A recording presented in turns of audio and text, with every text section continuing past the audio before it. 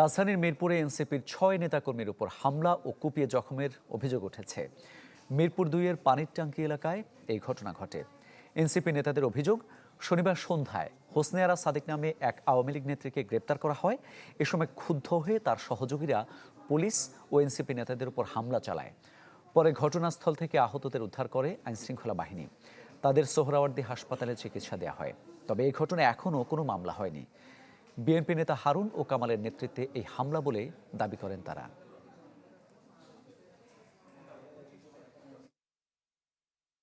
শৃঙ্খলা বাহিনীর দুজন সদস্য মিরপুর মডেল থানার এসআই মোবারক সহ আমাদের কিছু নেতৃবৃন্দরা মূলত তাকে আটক করতে গেছিলেন।